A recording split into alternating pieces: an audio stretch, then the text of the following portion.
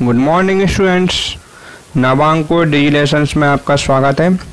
आज हम पढ़ते हैं 12th मैथमेटिक्स की यूनिट 3 मैट्रिक्स आव्यूह से रिलेटेड पार्ट 8। हमने लास्ट वीडियो में सिमेट्रिक मैट्रिक्स व स्क्यू सिमेट्रिक मैट्रिक्स का अध्ययन कर लिया था। आज उससे संबंधित कुछ इम्पोर्टेंट क्वेश्चंस एवं थ्योरम्स को हम सॉल्व करेंगे। तो आइए समझते हैं।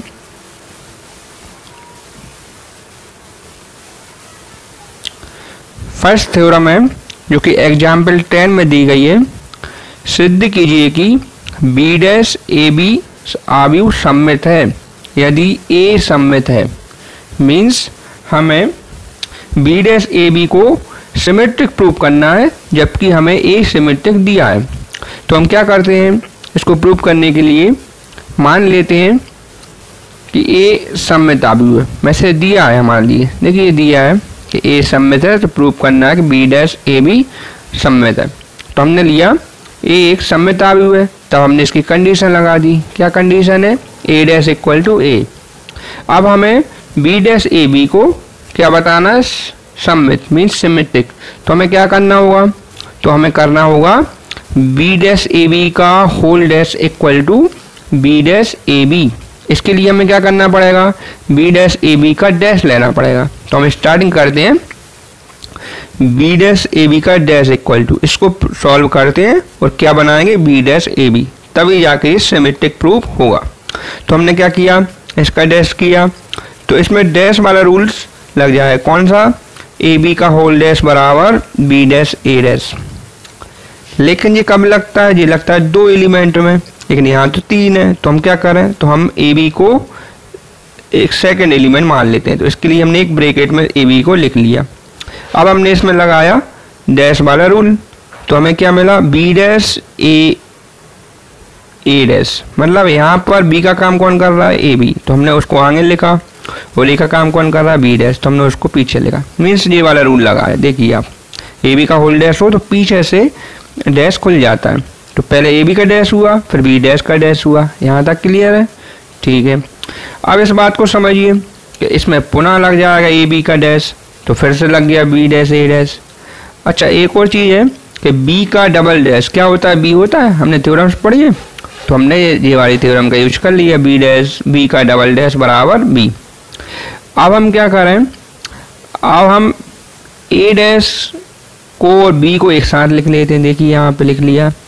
अब ए डैश की वैल्यू हमें पता है। क्या ए डैश की वैल्यू? यहाँ देखिए आप, ए डैश बराबर होता है ए, क्योंकि ए सिमेट्रिक था ना। तो ए डैश की जगह पर हमने क्या लिख लिया? ए लिख लिया। देखिए यहाँ पे ए लिख लिया, हमने लिख लिया ए।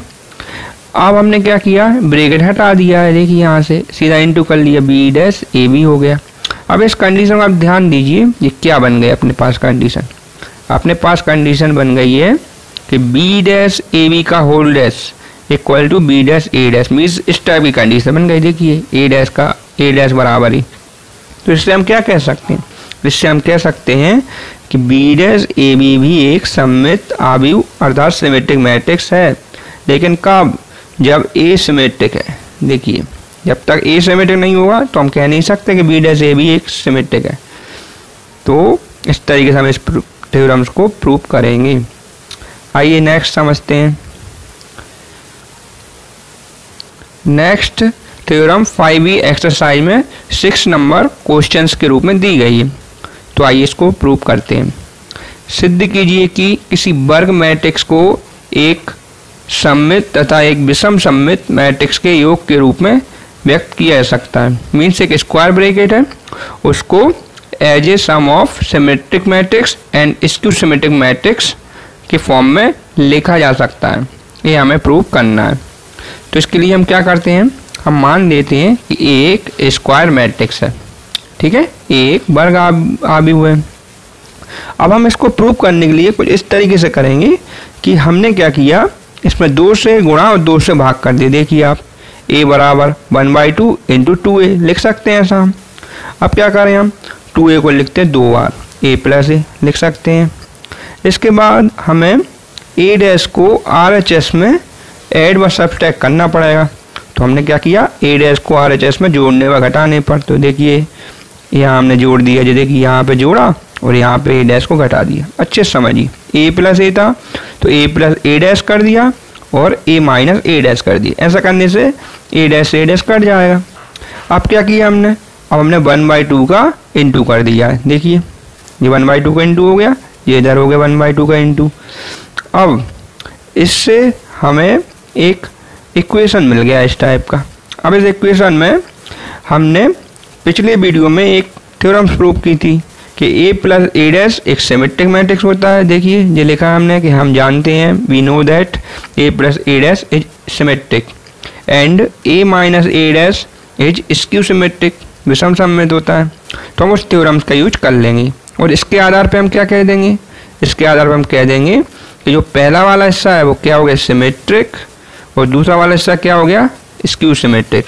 अर्थात हम किसी भी वर्गावयु ए को सममित आव्यूह व विषम सममित आव्यूह के योग के फॉर्म में लिख सकते हैं।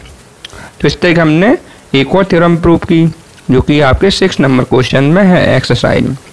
अब आइए इम्पोर्टेंट क्वेश्चंस जो कि लास्ट ईयर के 2020 के एग्जाम में 5 मार्क्स का आया था, इम्पोर्टेंट है बहुत ही, जो कि आपके क्वेश्चन पेपर में 22 नंबर पर दिया गया है। अगर आपने लास्ट ईयर का मैथ्स का क्वेश्चन पेपर देखा होगा तो उसमें 22 नंबर पे आपको एक क्वेश्चन मिलेगा। आइए इसको प्रूव करते हैं। और ये हमारे एक्सरसाइज में 2nd नंबर क्वेश्चन है, मीन्स 5E का 2nd नंबर क्वेश्चन देखिएगा आप तो आपको मिलेगा 5E का 2nd, जिसमें कि इसको किसके रूप में दिया, P के रूप में दिया है। और ऐसा ना पूछ कर कैसा कह रहे हैं अपन से, ऐसा बोल रहे हैं P प्लस P डैश निकालिए इस तरीके से। लेकिन बात एक ही है, क्वेश्चन को थोड़ा सा बदल कर पूछा गया है। ठीक है, देखते हैं इसको प्रूव करते हैं। सबसे पहले तो हमने माना ए बराबर, मैट्रिक्स दिया था उसको एक नंबर मान लिया, ए मान लिया। ठीक है, ए माना हमने। अब हमें ए डैश की आवश्यकता हुई तो हमने ए डैश बनाया। ए डैश आप जानते ही हैं, रो को कॉलम में बदल के बना लेते हैं। तो ये वाली रो देखिए आप, इसको इस कॉलम में लिख दिया। इसी तरीके से बाकी सभी रो को कॉलम में बदल कर हमने ए डैश बनाया। अब किसी भी वर्ग आव्यूह ए को सममित विषम सममित आव्यूह के योग के रूप में निम्न प्रकार लिखा जा सकता है। अभी हाल हमने थ्योरम प्रूव किया, ये वाला थ्योरम प्रूव किया तो हमने उसका यूज कर लिया और उसको किस तरीके से लिख दिया, ए बराबर half A plus A dash plus half A minus A dash, ऐसा लिख सकते हैं। थोड़ी देर पहले ही थ्योरम प्रूव किया हमने। अच्छा, अब हम इसको भी मान लेते हैं। ये पहली वाली राशि जो है ना उसको हम P मान लेते हैं और दूसरी वाली राशि को हम Q मान लेते हैं। यहाँ तक क्लियर है। ऐसा इसलिए मान रहा था कि ईजिली हम सॉल्व कर सकें। तो हमने क्या बना लिया इक्वेशन को, इक्वेशन अपना किस फॉर्म में आ गया, A equal to P plus Q form में। अब हमें इस P को सॉल्व करना है, इस वाले P को, और इस Q को सॉल्व करना है और बताना है कि सममित है या विषम सममित है। और इस तरीके से इनको योग के रूप में लिख देंगे सम के फॉर्म में, तो हमारा क्वेश्चन प्रूव हो जाएगा। आइए फाइंड करते हैं। अब हम P को फाइंड कर रहे हैं। तो P हमने क्या माना था, P हमने माना था half A plus A dash. तो हम इसकी वैल्यू बनाएंगे। तो हमने हाफ लिखा, फिर ए की वैल्यू रखी, फिर ए डैश की वैल्यू रखी। अब इनको ऐड करना है, फिर 1/2 से डिवाइड करना है। तो देखिए आप, हमने इनको ऐड किया। जैसे कि मैं फर्स्ट रो बता रहा हूँ आपको, 2 + 2 कितना हो गया, 4 आ गया। -2 - 1 -3 आ गया। -4 + 1 -3 आ गया। इसी तरीके से हमने हर एक एलिमेंट का ऐड कर लिया है। ठीक है, तो हमें क्या मिला, ये वाला वैल्यू मिली। अब हम क्या करें, हाफ से इंटू कर लेते हैं इसमें, या ऐसा कहें कि 2 से डिवाइड कर लेते हैं। तो देखिए यहाँ जहाँ पर 2 का मल्टीपल होगा वो तो डिवाइड हो जाएगा, और जहाँ नहीं होगा वहाँ ऐसा हम लिख देंगे, जैसे -3/2 लिख दिया इस तरीके से। और जहाँ डिवाइड होगा उसको हम डिवाइड करके लिख देंगे। तो हमें P की वैल्यू क्या मिली, हमें P की वैल्यू इस टाइप से मिल गई। ठीक है, अब इसको बताना है कि यहाँ के सममित है या नहीं है। तो हमने क्या किया, इसका डैश लिया। अब इसका डैश लीजिए तो आप देखेंगे कि P डैश बराबर P होगा। अब देख लीजिए, जब हम डैश लेंगे तो ये वाली रो कॉलम में बदल जाएगी, तो कोई इफेक्ट ही नहीं पड़ रहा, मतलब वही का वही मैट्रिक्स मिल रहा है। अर्थात P डैश बराबर क्या मिला, P। इसलिए हम कह सकते हैं कि P एक सममित आव्यूह है। ये हमने फिर से बता दिया कि पी सममित होता है, इससे पहले हम थ्योरम में ही प्रूव करके आए थे। ठीक है, अब हम क्यू की वैल्यू फाइंड करते हैं। पी तो फाइंड हो गया, अब क्यू और चाहिए, क्योंकि ए का फॉर्मूला क्या था, ए बराबर पी प्लस क्यू। तो हम क्यू को फाइंड करते हैं। क्यू का फॉर्मूला क्या था, half A minus A dash. तो हम इसको फाइंड करेंगे। तो पहले हमने हाफ लिखा, फिर ए की वैल्यू लिखी, फिर बीच में माइनस लगा, इसको ध्यान रखेंगे, और फिर ए डैश की वैल्यू लिखी।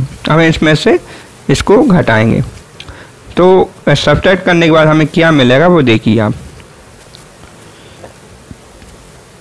हमें मिलेगा क्यू इक्वल टू, आप इसको सॉल्व करके देखना किस तरीके से हमें क्यू मिला। हम एक एक एलिमेंट को घटाएंगे और थोड़ा डार्क करेंगे, तो हमें मिलेगा 0 -1 -5। ठीक है, देखिए आपको बताए थे हम पहली रो कैसे आ गई। देखिए पहली रो इस तरीके से आई है। 2 - 2 क्या हुआ, 0 मिलाना। यहाँ देखिए ये वाला 2 इस वाले 2 से माइनस होगा तो 0 मिलेगा। पहली रो का एलिमेंट बता रहा हूँ मैं आपको। अब -2 और -1 मीन्स जो माइनस और माइनस होगा +1, तो -2 + 1 -1 मिलेगा आपको। थर्ड एलिमेंट देखिए -4 और -1 कितने हो गए, -5। तो आप फर्स्ट रो को देखिए, उसमें आपको एलिमेंट मिलेंगे 0 -1 -5। हम देखते हैं, देखिए मिला 0 -1 -5। इसी तरीके से हम हर एक रो को फाइंड कर लेंगे। अब हम Q को आगे बढ़ाते हैं, तो हमें 2 से डिवाइड करना होगा। 0 में डिवाइड किया 0 आया, -1 में डिवाइड किया -1/2 आया, -5 में डिवाइड किया -5/2 आया। इस तरीके से हम हर एक रो में डिवाइड कर देंगे, तो हमें Q की वैल्यू फाइंड हो जाएगी। अब इस Q में आप देखिए, यहाँ का सेकेंड अवयव यहाँ के सेकेंड अवयव इक्वल तो है, लेकिन अपोजिट साइन का है। ये भी देखिए, ये भी इक्वल है अपोजिट साइन का, ये भी इक्वल है, ये भी इससे अपोजिट साइन का है। और एवं इसके मेन डायगोनल में क्या आ रहा है, 0 0 0 आ रहा है। तो इससे हम आसानी से कह सकते हैं कि जो हमारा Q है ना, वो एक स्क्यू सिमेट्रिक है। तो स्क्यू सिमेट्रिक की प्रॉपर्टी क्या होती थी, मेन डायगोनल में 0 0 0 होना चाहिए एवं उसका हर एक एलिमेंट्स इक्वल व अपोजिट साइन का होना चाहिए। तो देखिए आप इक्वल तो है, जैसे ये -1/2 1/2 के, बट अपोजिट साइन है, ये वाला प्लस का है, ये वाला माइनस का है। तो इस तरीके से हम कह सकते हैं कि Q' बराबर यहाँ पे क्या मिलेगा, -Q, अर्थात Q एक स्क्यू सिमेट्रिक मैट्रिक्स हो गया। तो इस तरीके से हमने बताया कि A को हम P + Q जो कि सममित आव्यूह, जो विषम सममित आव्यूह है, उनके योग के फॉर्म में लिखा जा सकता है। अब हमारा क्वेश्चन से यहाँ फिनिश करना है, तो हम क्या करते हैं, इक्वेशन फर्स्ट में P/Q की वैल्यू रख देते हैं। तो हमें क्या मिलेगा, हमें मिलेगा A इक्वल टू, ये है P की वैल्यू एवं ये है Q की वैल्यू। ठीक है, तो इस तरीके से इस क्वेश्चन को सॉल्व करना था, जो कि लास्ट ईयर का 5 मार्क्स का क्वेश्चन था। अब इस साल भी इसी तरह के क्वेश्चन आ सकता है, तो आपको और इस टाइप के सवालों को घर पे कर लेना है। मैंने एक्सरसाइज के हर टाइप के क्वेश्चन आपको समझा दिए। अब इस जैसे जो भी रिपीट हो उनको आपको घर पे करना है। तो मिलते हैं हम नेक्स्ट वीडियो में। अब हम नेक्स्ट चैप्टर पढ़ेंगे, जो कि क्या होगा, डिटर्मिनेंट सारणिक। तो उसमें कि आव्यूह मैट्रिक्स का कॉन्सेप्ट यूज होगा। तो हमें मैट्रिक्स कंप्लीट होता है हमारा, इसको आप अच्छे से लर्न कीजिए, को प्रैक्टिस कीजिए, ताकि नेक्स्ट चैप्टर आपको अच्छे से समझ आए। मिलते हैं फिर, गुड बाय।